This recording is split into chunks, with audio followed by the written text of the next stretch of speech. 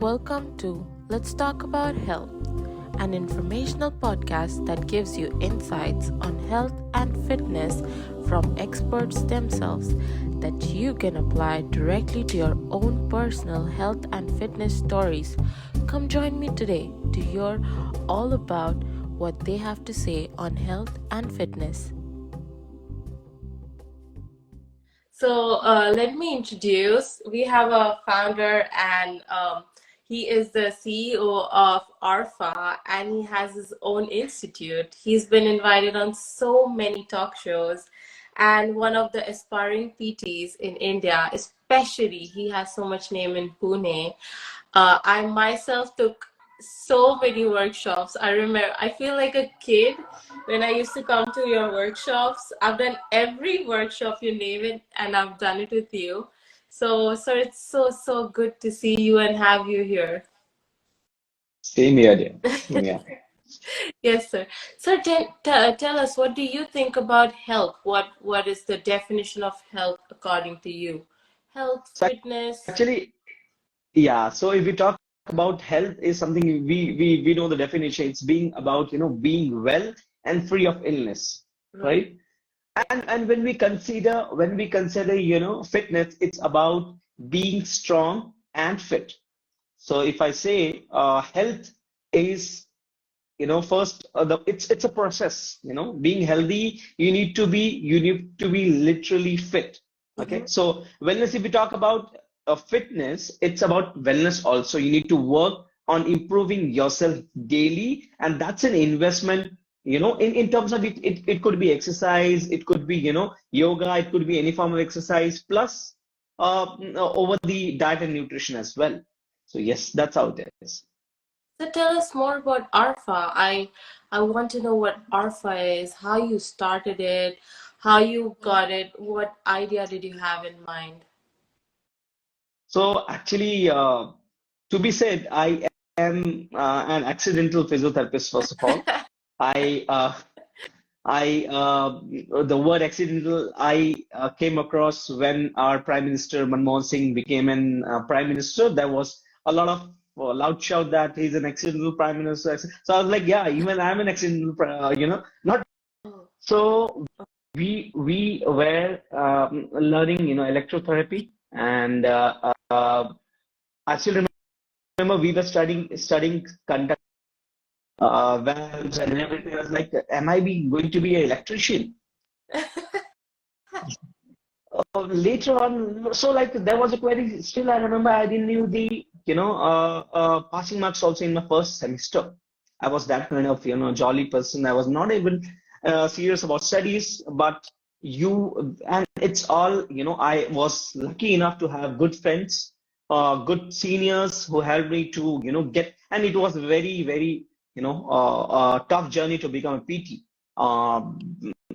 From MEHs also, because I think it's and we from MEHs. So that's how I became a PT. And later on, that there's a code like you do what you don't like actually in your life. That's how you happens to be doing. That's why I was never interested in studying. I was somehow uh, finished my degree later on. PT, I was not interested in practicing, but I was very much interested in learning things like neurology, anatomy, gynecology, but not PT management. Later on, while just in my final year on internship, I used to discuss with my friends. I used to teach my juniors also. I used to share notes. I thought that I am little bit improving in teaching also. Uh, Thought so that in my mind I always had that since childhood that I will be opening an institute, and still I discuss with my friends that we are planning to open a school also, probably institute also. I got an idea that this could be then being a physio also. So that's how, with the idea, with my friend's suggestion, and Dr. Dolly Bhatia, Dr. Shefali Mehta, Dr. Madison, all these friends, they recommended that you go ahead with the academy, and that's how it started in 2016 ending, I guess. They're all my seniors from DY. Yeah, these were my very, very close friends, and whatever I have achieved till now, all the credit goes to them. Yeah, I remember Dolly ma'am, Madison sir, everyone. They're all my seniors. I was in second year, third year, and they were doing their masters. I used to look up to them. It was a very fun batch. So Yeah. yeah. So if you were in Diva, you would be my senior too. Yeah, probably I had given an exam, but I didn't join So that's because of some. I, Hmm, I love the fact that you pointed out that PT is so difficult. Everyone thinks that people who couldn't take MBBS, who couldn't be doctors, they just choose PT. But PT in itself, PT school is so difficult. No one knows the journey. We study so much. We have such tough practicals. We have to learn definitely. pharmacy, surgery, everything in detail. So it's really pretty difficult. It's not what the notions that everyone has that PT is easy and everyone can do it. It's not true. Thank you. It's not because we definitely because we rely the least on investigations, we rely least on the technology, Hmm. and that's why we are called as having a magical hands. Okay, so it is said to be that a physiotherapist have an eyes on an X-ray. You have to evaluate with hands, you have to treat with hands, and we are the one of the profession or PT practice in such a way that we are treating the root cause. Correct. That's so true. So our Maggie is, I've heard that our Maggie book is so inspired that now they're gonna start using it for MBBS too, because our special tests, they're so unique and they're so much in depth. I could never finish reading the whole book. Yeah, definitely. And it's very, very, very interesting. It's very skillful having a special test. I think what I said, we are using hands-on for diagnosis also. That's a special test. We use the most as a physiotherapist, as an orthopedic physiotherapist also. Mhm. So can you tell us more about your skills, like dry needling, cupping, Pilates? Well, what are those skills, and how important do you think those skills are in a PT's career? I think learning skills is very, very important for an upgradation. All the fields are improving these days. These are all trending treatments. These are all pain management techniques and whatsoever how you want to use it. Mhm. Taping, it is all the techniques which is going to help you to manage the condition. Plus, Right. but this is techniques which we use it as a tool. But as a clinician, as a PT practitioner, we have to combine it with physiotherapy, Mhm. That is so well put. physiotherapy treatment. Yeah. And also, dry needling, taping goes with the evaluation, how you evaluate, what you want actually. That goes when you learn taping, when you learn dry needling. Apart from that, we learn cupping, we learn Pilates. So Pilates is actually the core rehabilitation. And as I say, I always keep on core of physiotherapy also. Your next question, which we have already discussed, we have already seen what is the best skill to be learned. When I say the it's a core of physiotherapy, the point comes is like posture. We just I told you that we are treating long term rehabilitation. We are trying to achieve long term. Everything depends upon the posture. Everything depends upon the I mean, whenever we are working on long term rehabilitation, we have to improve posture. So Pilates is a concept which I say it's a core of physiotherapy. It is something, a tool, a technique which everybody should learn. Not, I mean, it doesn't look fancy, but it's actually core, of physiotherapy rehabilitation. Mhm. So everybody should consider learning Pilates also. I Apart I from that, yeah. I was inter I just finished an interview last weekend with one of the aquatic therapists from Germany, Dr. Uwe, and he was telling me how his studies showed that combining therapies, multiple therapies, and using them in your practice has more results than just doing therapy. So his concept is of combining the aquatic therapy with land therapy, and he has had double the rate of recovery that we normally achieve. I was so fascinated by those studies. And I think it goes the same with us when we start taping and then we do strength training. There are better results, there's better stabilization. And Definitely. right. So, what is one good posture exercise that you would recommend for a good posture? I think one exercise, if we talk about the name, I don't know, many people will be familiar or not. Depends upon the case also. But if we talk about simply about the low back, okay, low back posture is the most which is influenced. And this is if we talk about it's about neck syndrome also upper cervical posture. Right, I will say that strengthening the lower back. right. There is one exercise which is also called a static core, the most simplest exercise which everybody should do. And I'm taking this name because everybody is familiar with this name.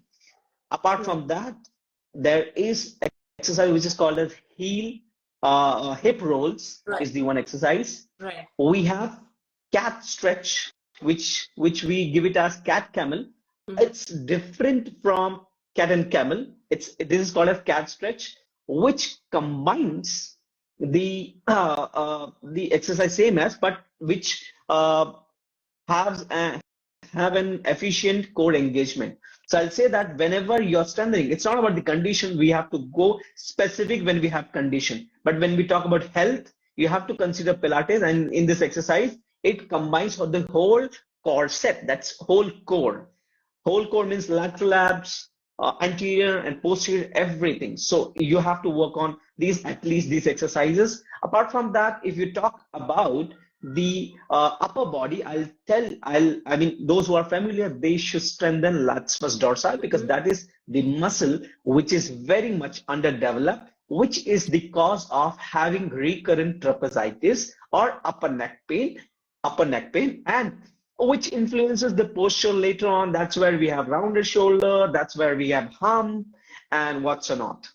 And that's so specific because I myself I jump into strengthening trapezius, scapula, the protraction, retraction, that's all. And I'll limit. I never think about going to lat dorsi. That's a good suggestion. I will myself consider it and start practicing it. So, you have a certification in diet and fitness as well. What is your favorite food that you recommend would be healthy but tasty? I'll say that, see, I mean, there I used to keep on saying in my UG days that people used to say that I am a pure vegetarian. I used to say that I'm a pure non-vegetarian. So for me, just to detox my body, I used to have vegetable salads. So that's the most beneficial thing to detox our body, to cleanse our body. Kind of, you involve all the vegetables into it, and that literally feels you lighter. That activates your, propulsive movement. You have good digestive process. So that's how, in between, I have these kinds of salads to make myself fit, and that's what. And being a physio, I can't have tummy. Being a Pilates instructor, I can't have a tummy.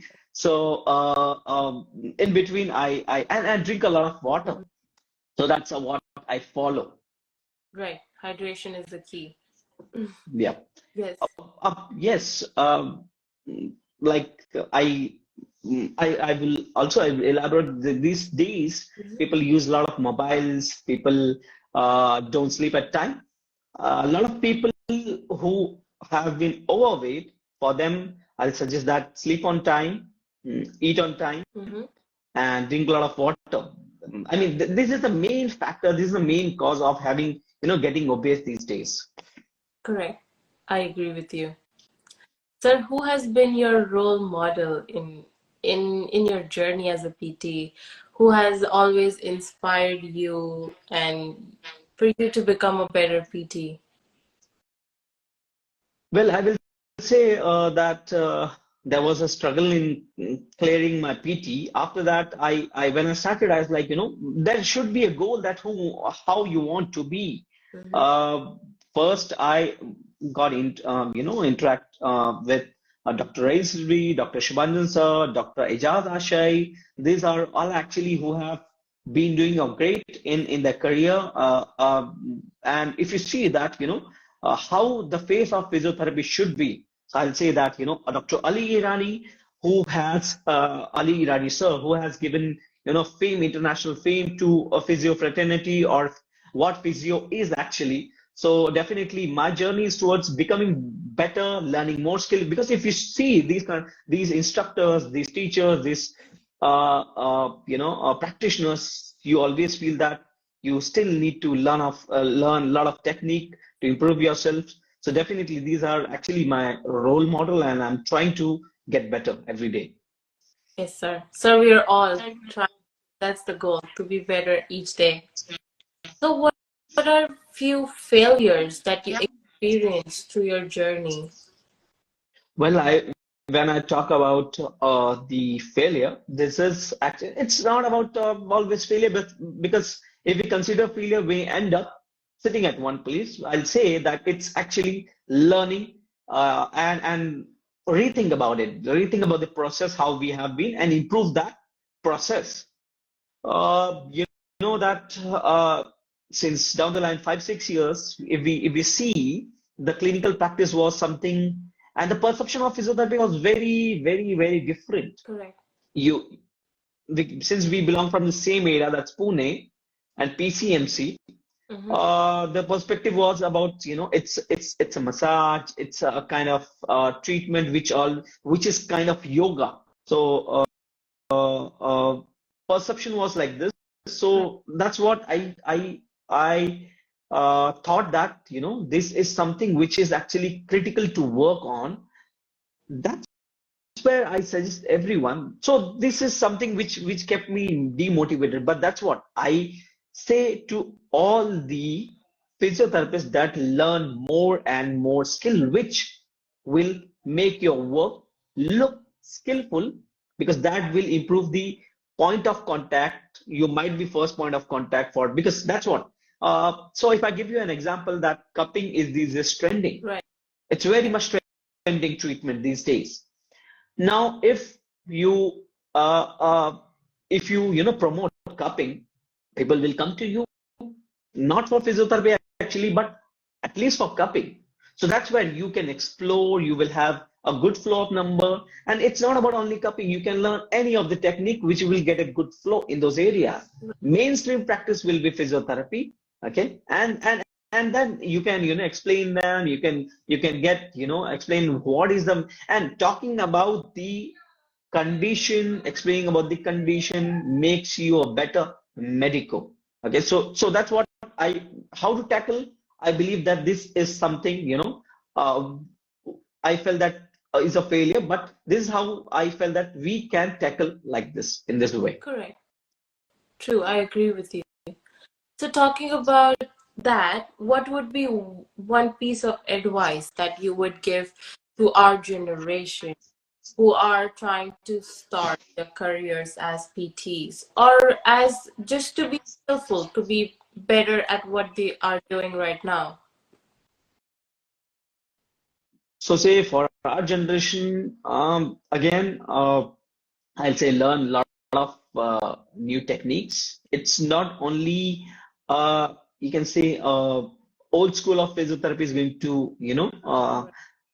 old school of physiotherapy practice is going to help you in this. Uh, Things are getting competitive, but it's the same time that we have so many resources available to learn. Okay, get the basic concept clear, and most important thing is there is a lot of still what is what do, if I ask you one question, who is as a non-medico, if you go to a doctor, who is a better doctor for you? Like primary care practitioner, just like a physician? No, I'm asking you the question where, so if you're visiting two doctors for an orthopedic knee pain, Right. okay, Okay. both are recommending same medications. Who is the better doctor for you Uh, when you interact? when I interact, the one who has more knowledge, who has more technical. Exactly, exactly. So I'll say that, see, techniques and all doesn't matter for the patient. Correct. Treatment does. Right. But for those who since there are medical languages, which is something makes us difficult to convey what actually the condition. I'll suggest every physio to improve their talking skills, communications. Right. For all the patients, the good doctors are those who can convince them or who can explain their condition, what it is actually, rather than only prescribing the Right. treatment. So communication skill is very, very important. The more you talk, the more you are close to the patient. And also it is said that the more the patient knows about his condition is the half treatment. Correct. So if you have a patient of headache or neck pain, everybody will put him on an traction machine, on IFT, TENS, mobilization. That's something which everybody do, right? But if you could explain him in a better way, you are better than anyone. You are better than any of the Mm-hmm. doctors. So I'll suggest that will be also by Right. But I agree with you. Talking about communication skills, yes, I got you on back. Talking about communication skills, I have in at my clinic right now where I am practicing, I have small modules. Like I have the models, especially for knee, for shoulder, for hips.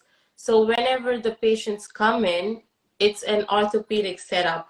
Whenever the patients come in and they ask me questions about what's going on with their body, I usually tend to explain them with the help of diagrams or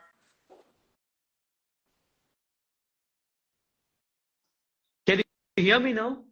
yes, yes. I I'm am so so sorry. sorry. Cut off. It's better now? Yeah, better. Okay. So I was saying that, like talking about communication skills, I have those small models of knee and shoulder and hip at my clinical setup where I'm practicing. And whenever the patients come in, like they get their X-ray reports or they'll come ask me, oh, what's ACL? And, or I have quadriceps strain, or I have arthritis, explain me. I will bring out the model. I will explain them where the ligament is, what's going on with their bone. And like you said, they don't want complete history of it, but just a gist so that they feel satisfied. And just to communicate and tell them, this is what you have, but this is how we're going to strengthen it. This is how we're going to improve it. And So you why do we need to strengthen actually? correct, correct. You gotta explain like if this will remain tight, this causes pain. Well, most of the pain is tightness. You give them two stretches over 2 weeks, and there's no more pain. It's really magic. So, but then they're like, why am I holding this rope and stretching my hams? What's the use? So every time they come in, they're just stretching. So you have to explain them. You have to tell them how you have to be patient, and that's how it works. All Yes, right. sir. Sir, I will not take any more of your time. I know you're getting so many calls, but you removed so much time for me. Thank you so much for joining me today, giving me so many tips and tricks. And I will stay connected with you. I'll surely drop you a text and we'll see. But thank you so much for being a part of the show and giving us so much knowledge. Pleasure. Yes, sir. Sir, any last words that you would like to say? I'll say that, since you're promoting health and fitness both, Mm-hmm. I think I'll suggest all the physiotherapists, first of all, improve your skill. Okay. Mm-hmm. Talk more about the condition, Right. learn more skill, plus invest daily time for your own exercises, Right. read something new, okay, because and the benefit of making the things understand will increase your confidence in the teamwork also, Mm-hmm. with the surgeons, with the other paramedics, with the doctors. Okay, and that's where it is also a contribution to the physio fraternity, that what actually physiotherapy is for the other medicals also. So Right. this will be the suggestion for all my juniors.